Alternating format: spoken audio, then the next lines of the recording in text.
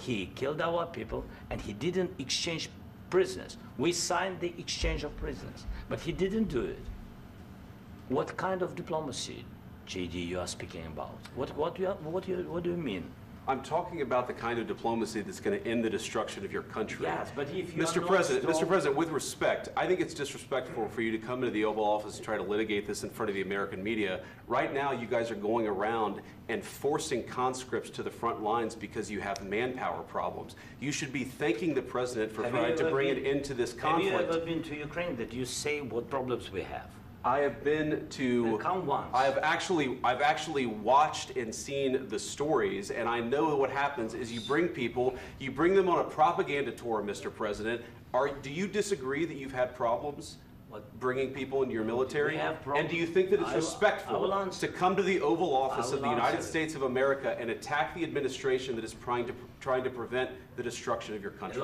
A lot of questions. Let's start from the beginning. Sure. First of all, during the war, everybody has problems, even you, but you have nice ocean and don't feel now, but you will feel it in the future. God bless. You don't know that. God bless. You God bless. You will not have a war. Don't tell us what we're going to feel.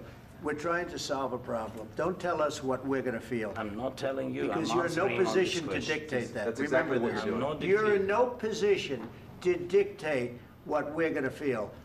We're going to feel very good. You will feel influence. We're going to feel very good and very strong. You will feel influence. You're right now not in a very good position.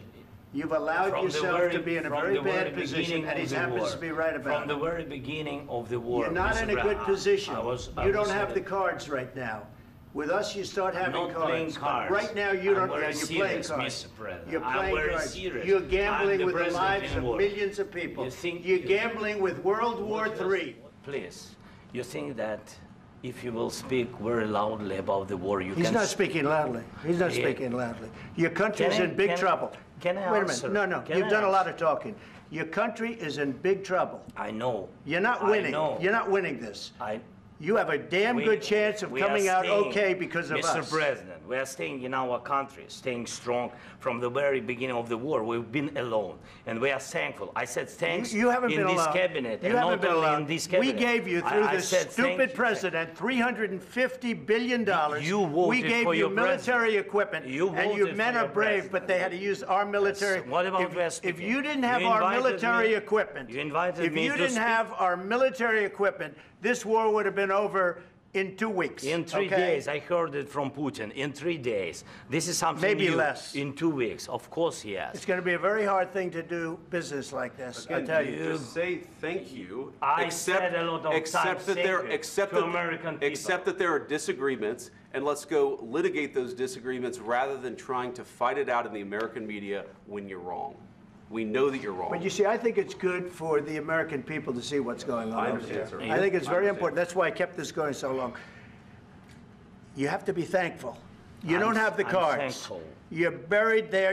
Your people are dying. You're running low on soldiers. Listen, you're running low on soldiers.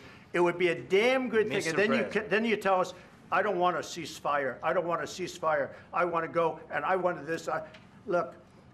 If you could get a ceasefire right now, I tell you, you take it so the bullets stop flying and your men stop getting killed. Of course, we want to stop the war. But you're saying you don't want a ceasefire. But I said to you, I want a ceasefire. With guarantees. Because you'll get a ceasefire faster than an agreement. Ask our people about ceasefire, what they think.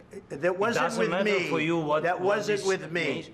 That was with a guy named Biden, who was not a smart person. That was with Obama. It was your president. Excuse me. That was with Obama, who gave you sheets, and I gave you javelins. Yes. I gave you the javelins to take out all those tanks. Obama gave you sheets. In fact, the statement is Obama gave sheets and Trump gave javelins. You got to be more thankful, because let me tell you, you don't have the cards. With us, you have the cards. But without us, you don't have any cards. One more question to Mr. Vice President. I'm sorry, here. It's going to be a tough deal to make, because the attitudes have to change. What if Russia breaks ceasefire? What if Russia breaks peace talks? What do you do then? I understand that it's a heated conversation right now. What are you saying? She's asking, what if Russia breaks the ceasefire? What if anything? What if a bomb drops on your head right now? Okay? What if they broke it? I don't know. They broke it with Biden because Biden, they didn't respect him. They didn't respect Obama. They respect me. Let me tell you, Putin went through a hell of a lot with me. He went through a phony witch hunt where they used him and Russia. You ever hear of that deal? That was a phony Hunter Biden, Joe Biden scam. Hillary Clinton, Shifty Adam Schiff. It was a Democrat scam. And he had to go through that. And he did go through it. We didn't end up in a war. And he went through it. He was accused of all that stuff. He had nothing to do with it. It came out of Hunter Biden's bathroom. It came out of Hunter Biden's bedroom. It was disgusting. And then they said, oh, the laptop from hell was made by Russia, the 51 agents. The whole thing was a scam. And he had to put up with that. He was being accused of all that stuff. All I can say is this. He might have broken deals with Obama and Bush, and he might have broken them with Biden. He did, maybe. Maybe he didn't. I don't know what happened. But he didn't break them with me. He wants to make a deal. I don't know if you can make a deal. The problem is, I've empowered you to be a tough guy. And I don't think you'd be a tough guy without the United States. And your people are very brave. But you're either going to make a deal or we're out. And if we're out, you'll fight it out. I don't think it's going to be pretty, but you'll fight it out. But you don't have the cards. But once we sign that deal, you're in a much better position. But you're not acting at all thankful. And that's not a nice thing. I'll be honest, that's not a nice thing. All right, I think we've seen enough. What do you think? Huh? This is going to be great television, I will say that. All right. We'll see what we can do about putting it together. Thank you. Mr. President, is there no deal? Mr. President, can you tell us what happened? President Zelensky, can you tell us what happened?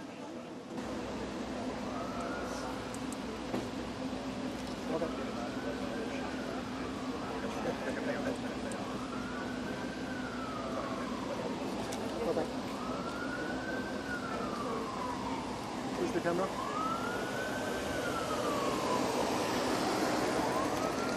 Med de här bilderna och en Zelenski som vinkade till pressen och var i telefon när han lämnade Vita huset, så avslutas det här besöket abrupt.